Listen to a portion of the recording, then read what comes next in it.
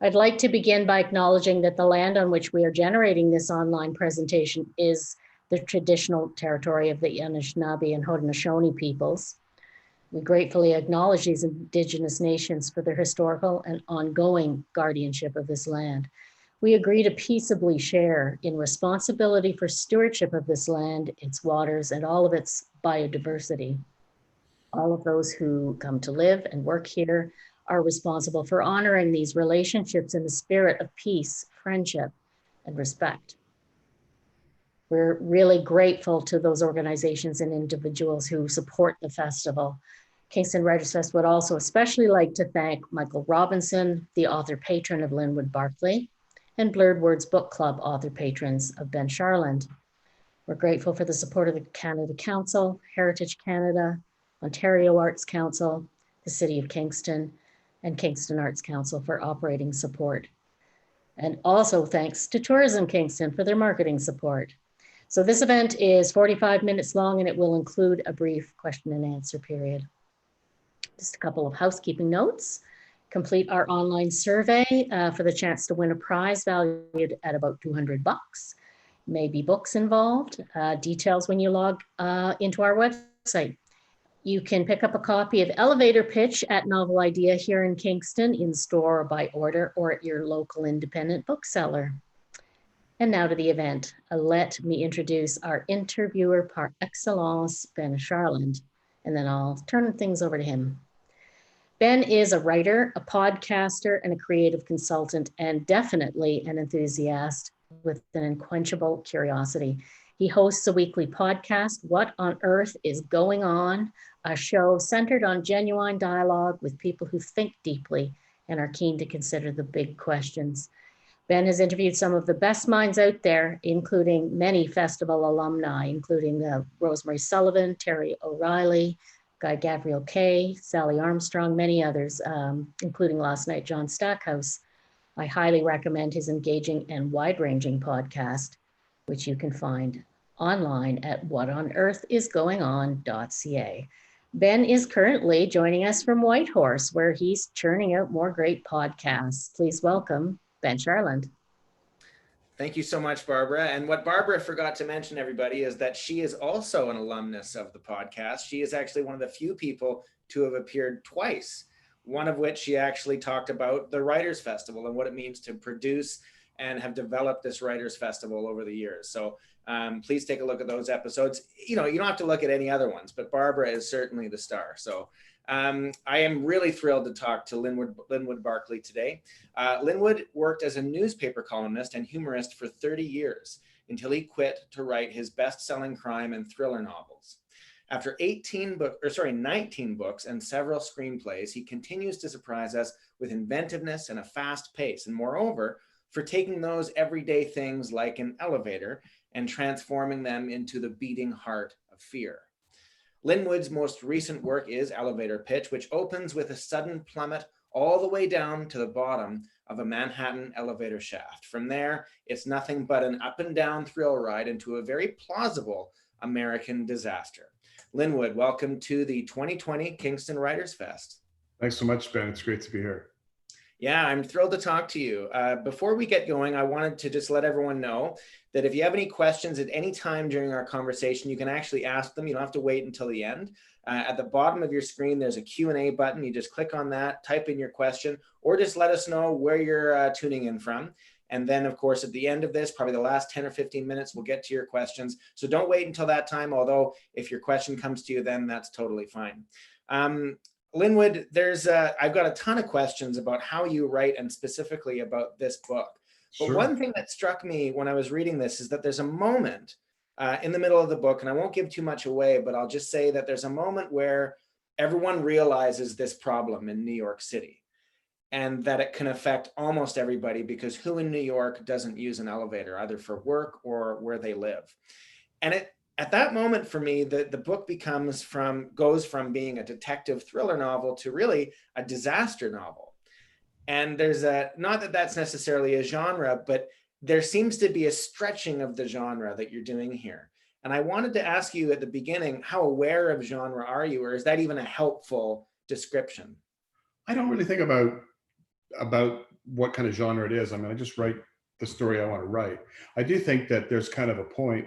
I mean, when I came up with an idea of the different kind of serial killer who wipes out his victims by sabotaging elevators, I thought, well, where's the best place to set a book like that? And I thought it has to be Manhattan. It just seemed to be the most logical spot to do it, and the book does kind of build towards one specific event, which is the opening of yet another massive skyscraper on its opening night. So it's kind of, I think you're right. We kind of, as the book progresses, we're kind of heading into a sort of towering inferno moment, you know, that kind of movie from the disaster movie from the 70s. So it does have a bit of that kind of going on. But I mean, I had realized that at some point, when an entire city becomes aware that they can't count on, you know, surviving getting into an elevator going up or down, that would bring things basically to a stop in Manhattan, because New York is a very vertical city. Everybody's going up and down to get anywhere. And I thought, how would that affect the city? And of course, you know, this kind of a logical in thrillers think, well, there'll be mass panic. And I thought, no, I don't think so. I think there will be an incredible anxiety about actually using elevators and going up and what's going on and how long is this going to last, and sort of, you know, this sort of mayhem. But there's a scene in the book where someone's going down the street in the midst of all this chaos, and there's a kind of an outdoor sidewalk cafe in New York, and people are milling around and having a drink and having something to eat. And I thought, it doesn't matter what you throw at New Yorkers, they just keep going. Mm. And so, yes, there's all this mayhem, but at the same time, nobody's running through the streets as if Godzilla's chasing them. You know what I mean? Yeah. For your research, did you get a chance to go to New York and ride some elevators and do your research in the city itself? I did. Well, no. Well, I mean, the research of the city itself is I've been there more times than I can remember. So in terms of geography and where things were, I had a sense of that. And some of the buildings where these mishaps happened, with the exception maybe the Empire State Building and a couple others, were skyscrapers that I invented. But to actually see and examine and look at elevators, I thought, I don't have to go to Manhattan for that. I can go down the street, and I went and to one of the tallest sort of business skyscrapers in Toronto, and this lovely guy who oversees all the operation of the elevators. I went with him for half a day, sort of inspecting them and how they work and so forth. And I had this lovely moment and it was very neat. You know, like we would take an elevator to the 16th floor, we would get off, and then he would, with this little gadget, send the elevator one floor below, like to the 15th floor, and keep the doors open so we could look at the roof of the elevator. We could stick our head in and look up the shaft and so forth. But what he had this thing that was like a large TV remote. And he said, I can control every elevator in the building with this thing. I can up and down doors, up and down, all of it can be done with this. And I said, wow, I guess it'd be hard to get hold of one of those. And he said, oh, you can get one on eBay for $500. And I thought, yes. I thought, okay, that's not reassuring perhaps for the general public, but for a thriller writer, I thought, this is the best news I've heard all day, that somebody could get one of these. Now, for someone to actually get one and then to be able to do the sort of interface between that device and some building, I mean, there's a lot of steps for that. And did I sort of maybe cut some corners to make this all plausible? Yes. But that device that I describe in the book exists. And I thought, oh, it made my day. Only a thriller writer could learn about how easy it is to kill people and go, yes. Well, and this was the funny thing. So when I met this guy, this lovely guy, and I was a little worried that when I told him what my intention was, that I'm writing a novel about how a guy can kill people with elevators, I thought, well, maybe he's not really going to want to talk to me. He's not going to want to talk about that or divulge that kind of information. So I sat down with him and I said, this is what I'm doing about, how a guy could do this. And he looked so excited. He said, oh, I know how he could do that. And he was just made his day. He just couldn't wait to tell me how you could kill people with an elevator. And so we had a good time too. Some have said that your book is doing for elevators what Jaws did for beaches or what Psycho did for showers. That was me. I came up with that line for the publisher. Let's just say book will do for elevators what Psycho did for showers, pretty much. Yeah. Yeah, I actually heard you say that in an interview with the CBC. And I wonder, I mean, when we think about the safety of elevators, we're pretty confident. We ride them every day. They've been around for a long time. I think elevators have been around for longer, at least in terms of the first one, than anyone has been alive now. Yep. I think late 19th century, from my understanding. Yeah. But that being said, just how safe are they? I mean, if even putting this to the side about this remote control to control elevators in a building, I mean, these seem to be pretty safe things. But if there's a shortage of elevator technicians in cities like Toronto, yeah. What does that mean for riding an elevator? Well, and that's kind of what was the starting point for the book. Was I had, Toronto's had this explosion of high-rise condo construction, and that's not that there has been a problem, but there's been so much construction. Toronto doesn't have enough inspectors to keep up with it, and that's when the idea just came to me. What if you had a guy who was sabotaging elevators as a way of getting rid of people? And so, but the thing is, elevator accidents are very rare. But and most of the people who are killed in an elevator accident are elevator technicians themselves, working on it, getting under it, getting, stuff like that. So it's not a common occurrence. But what I found, having written the book and going out and talking to people about it, was that a lot of people, even if they're safe getting in one, are freaked out by elevators. Elevators seem to present a kind of convergence, an intersection of all sorts of phobias. There's fear of heights, there's loss of control, claustrophobia, being jammed in with a whole bunch of other people. So all these anxieties kind of come together when you get into that traveling little box that goes up and down. And so, and I don't even know if I quite appreciated that until the book was underway and I was telling people about it, because it seemed that every other person had an elevator story. And that's when I realized I'd sort of tapped into a kind of common anxiety, perhaps not as much in Whitehorse, but in a lot of other places, yes. We've got a few. I don't think I've actually been on an elevator up here in the Yukon in my 8 months of being here, but there's time for everything. Hopefully they're just as safe as other places, and hopefully there's an elevator technician here that doesn't have to fly in from BC as orthodontist. Anyway, although I've not been to Whitehorse, my understanding is that there are a limited number of skyscrapers there, like 30, very limited. 50 yes. So my wife and I are going to be moving into a building hopefully soon that is 6 stories tall, and it will be the tallest building in Whitehorse. And it does have an elevator, but we're on the first floor, so I don't think we're going to be taking it, especially after reading your book. I can almost see that building from here in Toronto. I can just on it. Oh yeah, it's truly a skyscraper. Like, it just cuts right through the clouds. It's like that geographical map of Canada or whatever, where it emphasizes the buildings, and like West Edmonton Mall for Edmonton and stuff like that. Linwood, I wanted to ask you about politics, because that is actually a pretty key part of this book. Yeah. Not just because you're following the mayor of New York, who's a very interesting character in his whole office, but also this political movement called the Flyovers, which has a big part of the plot. And this is really, I mean, this is where this novel becomes a novel about 2020, about our current moment in political ideology. Could you talk a bit about why that was important to incorporate, and where you were going with it? Yeah, one of the aspects of the book is that there's comes a group that comes under suspicion. Is I have created, I've invented a sort of ultra right-wing organization called the Flyovers, so named because a lot of people who live in middle America who feel that the coastal elites are completely oblivious to their existence, because the people who live in LA or New York, all they do with the rest of America is fly over it to get from one side to the other. And so this group kind of takes a self-deprecating name. We call themselves the Flyovers, and they are believed to be responsible in this novel for bombings at sort of these sort of cliched elitist places on the coast, whether it's a Starbucks or whether it's a Whole Foods or that kind of thing.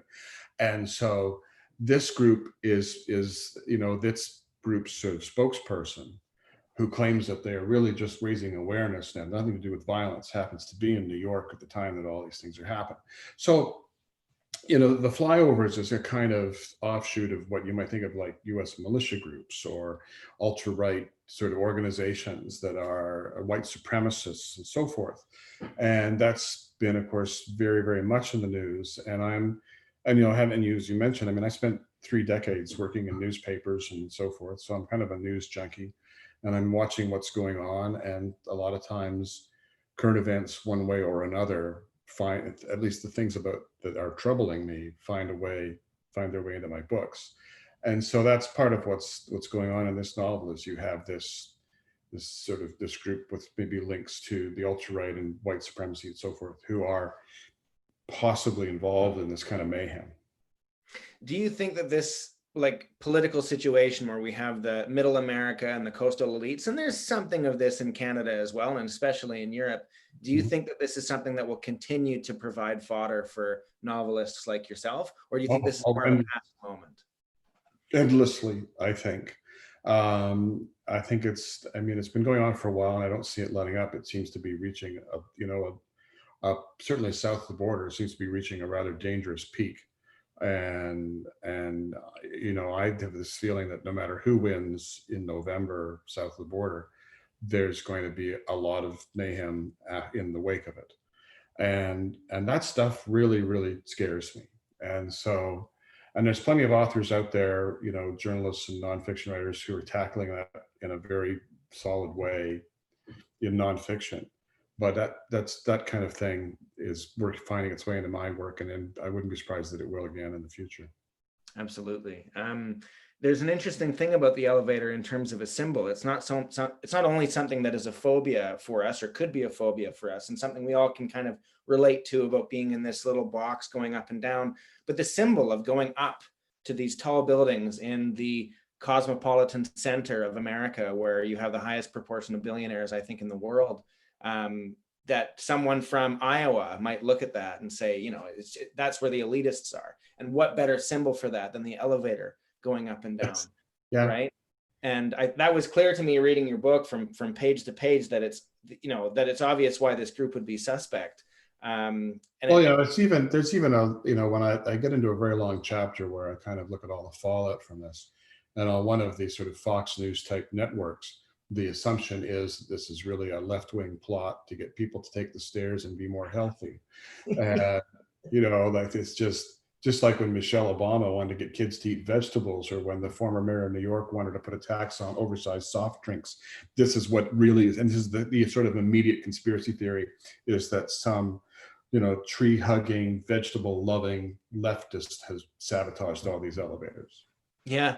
And yet it is so believable that Fox News or whatever would actually say something like that. I mean, look, completely, because that's mild by comparison to stuff that they've actually said.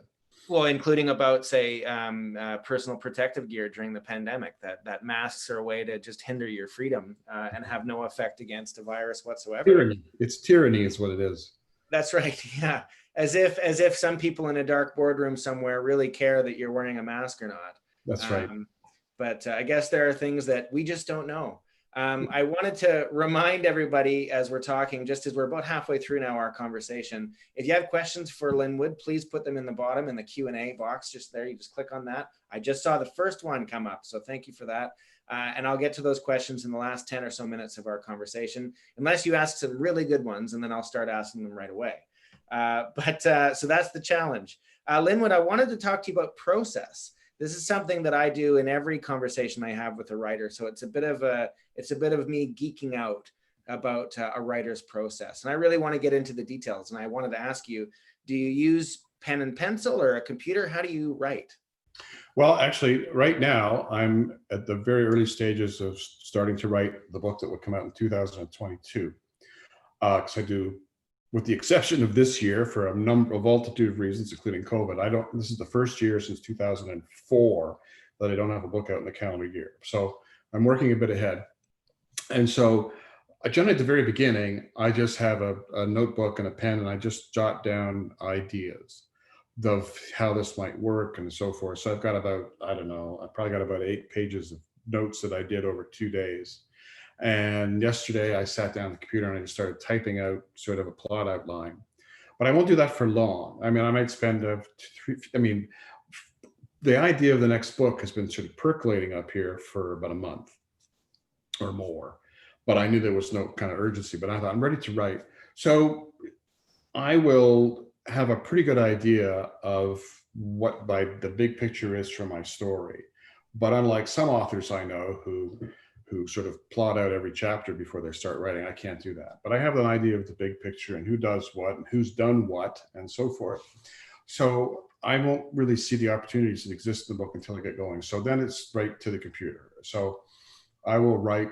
And it's funny, when I started doing this, 12, 16, 15 years ago, I would write a chapter and print it out, and I would watch this as the days went by, this growing pile of paper. I haven't printed anything out in years now. I write the whole book as one file. I email it to myself at the end of the day. I have copies of it in backup, and I just keep writing until it's done, and then I email it off to my agent and publishers and so forth. And so it's all done. It's all done on the computer, and I kind of aim for, my goal is to try to do about 2,000 words a day.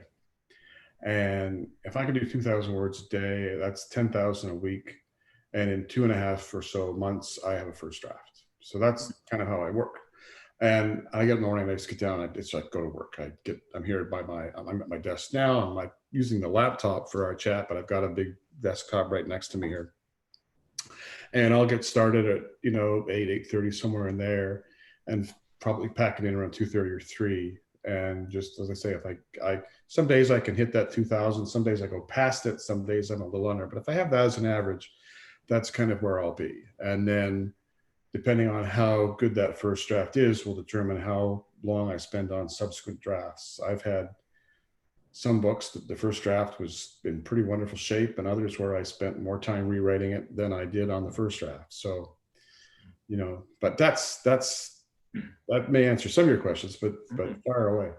And do you have you always worked at home for writing? Yes. So when I started out in newspapers, I started out as a reporter and in Peterborough, Ontario. And so I was a reporter at a couple places for about 4 years. And then I got to the Toronto Star in 1981. And I was hired at the Star as an editor. I went in to apply for a reporting job, and they said, well, we don't need reporters. What we really need are copy editors. They need editors desperately. They have a lot of editing experience. And I said, yeah, sure. Which was, not true. But I was good at it. And I was an editor in various capacities at Star for the better part of 12 years. I was assistant city editor. I was news editor. I was all these different, chief copy editor. And then I got a columnist gig starting in 93. And 93, for the first year or so, I kind of went into the office. But then after about 94, I just stopped. I just worked from home, even though I was on staff. So I did that job for 14 years, 3 columns a week. So I've been working from home, writing from home since for I guess 26 years or so now. So I guess you don't find it too distracting. That's certainly something that people during COVID who have had to work at home have a problem with, is that they've got the internet, they've got their TV, their kids or whatever. And you seem to have found an oasis. Yeah, I'm okay working. I'm pretty good. Like I say, I've been working from home for a very long time, and I don't find household stuff sort of distracts me or keeps me from getting to work. I've always been very aware of deadlines, task oriented, and so forth. And I think when you have spent 3 decades in newspapers, one of the most common questions you get from people is, well, do you get writer's block? And because writers are so precious, that of all occupations, we're the ones who have a symptom to describe not getting to work, right? And so I always say, well, do you get teacher's block? Do you get plumber's block? When you work 30 years in newspapers, writing is a job, and you go to work and you produce. You don't have the luxury of waiting for the muse to strike. You don't. That's done work. And especially when, for me, you're on a book a year contract and have to produce. So writing's a job. I come upstairs and I get to work, and I don't find the home life a distraction. Yeah, it's fascinating. This has been a conversation since Hemingway, who worked in the newspapers for a bit before becoming the writer that we know him as. Like, if you want to learn to write, be less precious about it. But the only way to do that is to have to write every day, have to write for a deadline, and just put the work out and produce. And that's Hemingway, another good Toronto Star alumni. Like, right. Spent a lot of time with the Toronto Star. That guy. Yeah, I wanted to ask you about when you're in the point of crafting a book, when you're sitting down and you're writing every morning, do you feel that it's okay to read other stuff or to take in other stuff, or do you want to kind of isolate yourself from, say, another crime novel or another piece of writing? Yeah, I've heard authors talking about that, and I've never, ever had that as an issue. I mean, I think if you're that easily distracted by reading something else or I mean, your head's not where it should be. I don't know. I just have never found that to be an issue. I mean, I'll binge watch Ozark, or I'll read this or whatever in the thick of writing on a novel, because novel's just totally separate. That's not an issue for me. Probably one of the most important things in novels like the ones you write is pacing. Something you talked about before, where a chapter is the end of a chapter is sort of like a commercial break, Yeah. and it certainly feels that way when you're reading a book. When you get to that point, it's an easy point to fold the page and put it over for later, or okay, I'm ready for another one, I can do another one. But there's so much involved with pacing and the feeling of this boulder falling down a hill, which is another metaphor that you've used before. And I wonder, how conscious are you of pacing when you write, or is it something that comes instinctively as you're writing? Well, I guess it's both. I mean, I'm instinctively conscious of it. It's just I always feel that a chapter ending needs to be, and I think there's something to me about the graphics of a in a text in a book, about that white space at the end of a chapter and the white space at the top of the next. That there's this visual cue as well, that we've just ended a chapter on an important point or a little mini cliffhanger, and then we see this white space next, and it's all works for me. And sometimes I will read other authors, good authors, but they will present some startling revelation or turning point in the middle of a chapter, and I'm thinking, you've just undercut the value of this moment by mixing it in with everything else.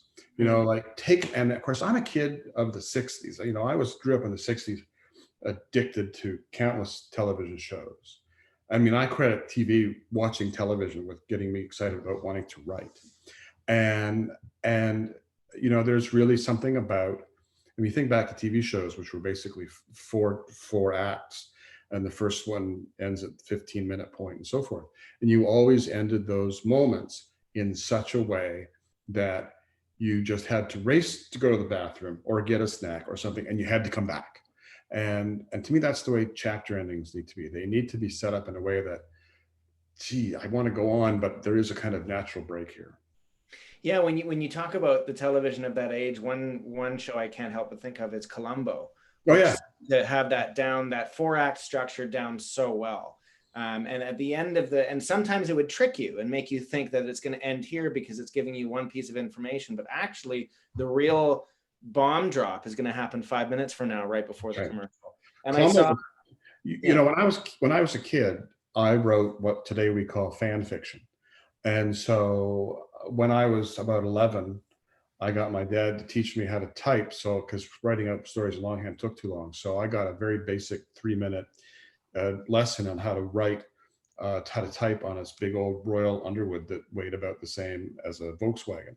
And so I started writing like 30, 40 page novellas type novellas based on The Man from U.N.C.L.E. or Mission Impossible or Mannix. And as in my mid-teens, I was writing Columbo fan fiction. And Columbo is all about a kind of sleight of hand. You know, it's like a lot of shows, it's like a magician's trick.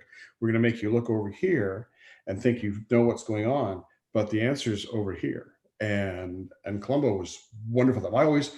I'm a huge Columbo fan. We've probably watched 15 Columbos during the pandemic. I have a lot of it on DVD. And the best Columbos for me are the ones that have the best last 5 minutes.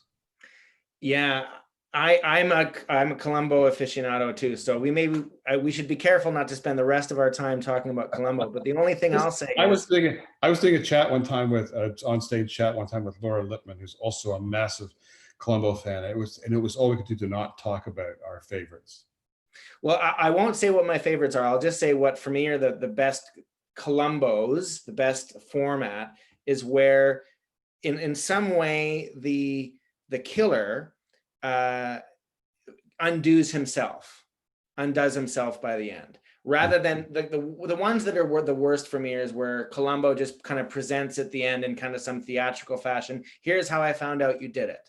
The best ones are the ones where in some way, after Columbo comes on the scene, he convinces them to undo themselves. He convinces them not just to give away the evidence, but to prove that they did it.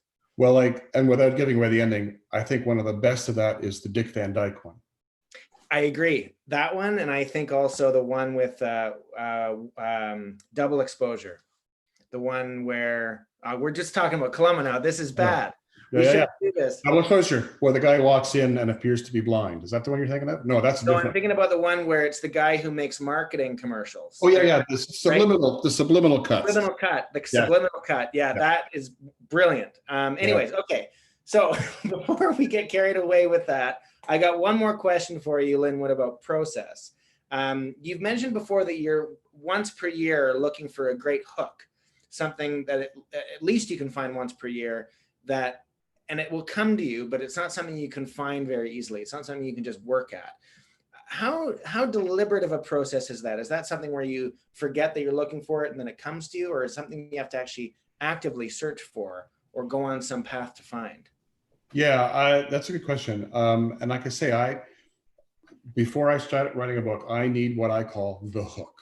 For example, best example is like when I did No Time for Goodbye.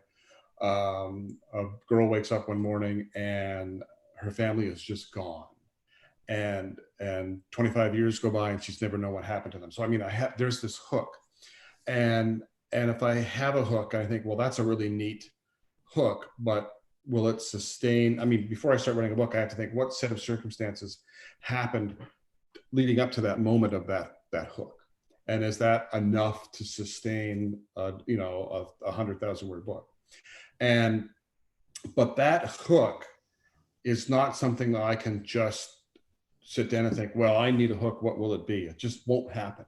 It will always happen happens out of the ether. Something happens like with elevator pitch.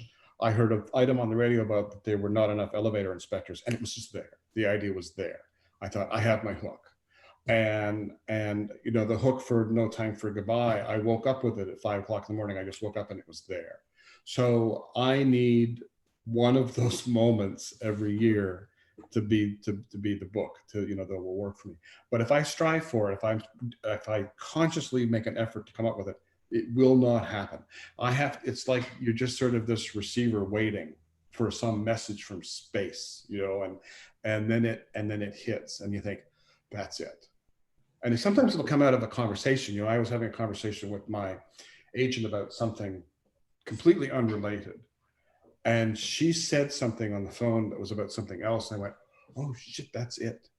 I just thought there's this great idea. And even as we were talking, I said to her, I want you to go back to what you just said about 30 seconds ago. What if, and I told her, my agent, she says, oh my God, that's so great. So that's how stuff happens. And I mean, a novel I wrote called Too Close to Home years ago, which was about a kid who was hiding in a house. And while he was hiding in the house, someone arrived and killed somebody else in the house. But that all happened, that whole idea came because our kids came home one day, and it was this 20 years ago when they were in high school, and said that a bunch of their friends had gone to say goodbye to another family who were going off on a vacation. But one of the kids who came to visit stayed and hid in the house without the family knowing. So when the family went to the airport, this kid unlocked the door and opened up the house and said, "Hey, we have a party house for a week." And they told that story to me, and I thought, how could that go horribly wrong? And then so I had my hook. Fascinating. It is so interesting. I have to be both a listener and an engaged person with the world, but also relaxed enough to let it come naturally rather than force it. Linwood, I've got one more question for you before I turn it over to the audience. Remember to put your questions in the Q&A button at the bottom. And that is a question that you say you ask other writers from time to time. Really simply, are you happy? Oh God, I love that question. My feeling, no. The short answer is no. My feeling is most authors are unhappy, and I think if we were happy, we probably wouldn't write the next book, because the next book is always the one that will be perfect, because everything that we write we're disappointed in. We think, oh, that could have been better. This wasn't any good. The next book, that will be the one where I really get it right. And I was having a chat. I remember I was sitting one time at a festival. I was having a chat with a friend, and she was not happy, and her career was kind of stalled. And she said to me, "Well, you must be happy." And I thought, no, I'm not. And she found very puzzling. So sitting next to us is Lee Child, Jack Reacher, like the biggest selling thriller writer in the world. We said, "Lee," he looked up, said, "Yeah." I said, "Lee," we said to him, "Are you happy?" And he thought for a moment, and he said, "No." So I said to my friend, if Lee can't be happy, none of us can be happy. Yeah, and it's funny because you seem happy, and I've heard you say that before, that like writers are always looking for the next thing, and until they find it, which they never will, it's the utopia on the horizon, right? Okay, to the audience now, Linwood, we got a question from Jillian Baird, who says that coincidentally she read another elevator book by Colson Whitehead, The Intuitionist, a detective story based on a suspicious elevator accident. Are you familiar with it at all? I'm not. I'm certainly familiar with Colson Whitehead, but I don't know. I haven't read that one, and that one. So maybe I should check it out. It's funny. I was before the most recent Stephen King collection, which is If It Bleeds. He had read. We were back and forth sometimes with emailing, and he'd read and blurbed Elevator Pitch, and he said he had to confess that his next book had an elevator accident in it. He said, "It's just kismet. I wasn't, it's just coincidence. Great minds think alike," kind of thing. What is it that I think it was James Joyce that said, hacks steal, artists borrow. The question from Jillian, actually, there's another question related to it from Marge Campbell, who says, what other crime writers do you read and admire?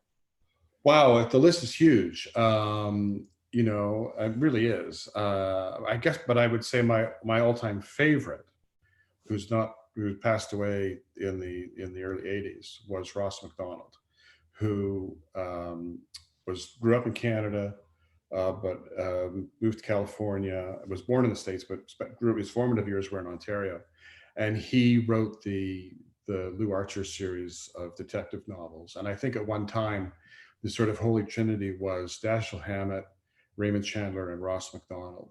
And I don't think he's as well known now, but he wrote some spectacular works, and I was obsessed with his novels when I was in my teens, and was fortunate enough to know him a little bit. I had a long correspondence with him. When I was 22, I had dinner with him one night, and I still can't believe that happened. It's a long story, but I don't think anyone influenced me more, had more impact on me than him. And another writer who was not a crime writer, but who had a tremendous influence on me at that time, was the Canadian literary novelist Margaret Lawrence, who became a very good friend. Met her when she was writer in residence at Trent. And what was great about her was, here was someone who was a published author, but she had so much kind of faith in me at that time, and spent a lot of time with me and talked about writing and what I was doing. And it would be a long time before I would have a published novel after that. I mean, I was writing novels then, and we can all be grateful that they were not published. But she was a great influence too. But crime writers now, I mean, there are so many that it's hard to single them out. But that's why I just mentioned Ross MacDonald, because he's the one that had the biggest impact on me. There's another question that's related to this, actually, about the novels you wrote as a kid that were never published. Michelle Forstall asks, I love your advice about treating it as your job. However, do you ever feel like you've wasted a whole day or a whole bunch of time producing something crappy? And if so, how do you overcome that feeling of wasted time? Oh, well, you know what? Sure. There are days when it just doesn't quite work. But I mean, it doesn't matter what you do for a living. We have had days like that, whether it's teaching or whether you're a doctor or whether you're a dentist. I mean, the days where it just didn't come together. And you can't worry about that. You just go on to the next day. I mean, there's so many more days coming that you can make up this time and not to worry about it. And I think that's very true. It's funny, I was having this chat with our son, who's, in his 30s, and I said I was going to go back to work. And he does very creative work too. He's kind of a miniaturist, and he's an artist and so forth. And he said, don't be hard on yourself right now if you find it hard to focus and accomplish as much as you would normally like to, because the current events and the pandemic and so forth, I think, have made it hard for a lot of us to focus as much as we'd like. He said, so cut yourself some slack if you have days that just don't come together. Interesting. All right, this is my last question for you from the audience, Linwood. It's from Kirsten Eastwood.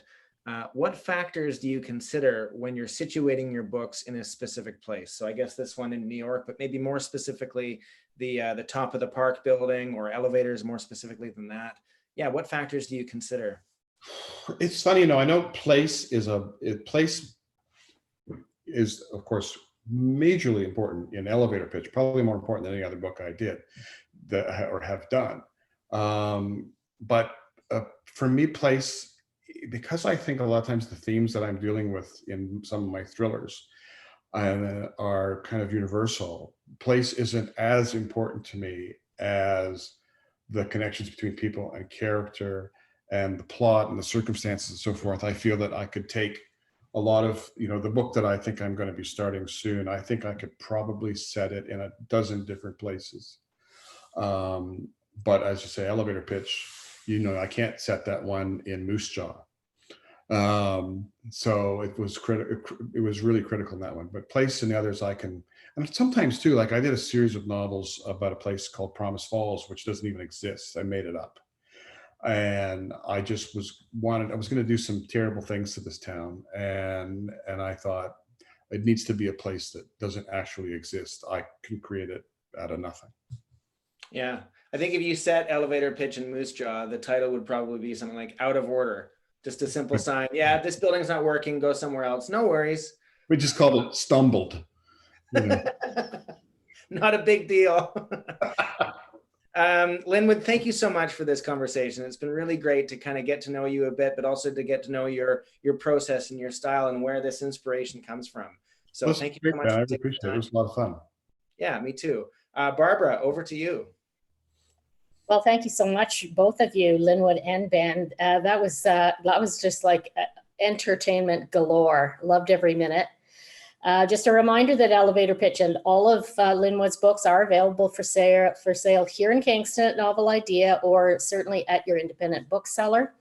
I want to thank Novel Idea and also HarperCollins Canada. And thanks to all of you for joining us and for supporting Kingston WritersFest. Stick around though, because up next is artist Marianne Boucher with her compelling graphic memoir about escaping the Moonies cult.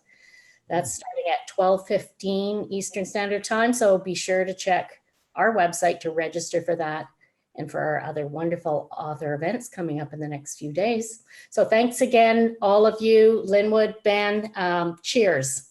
Thanks so much. Thanks so much. Have a great day.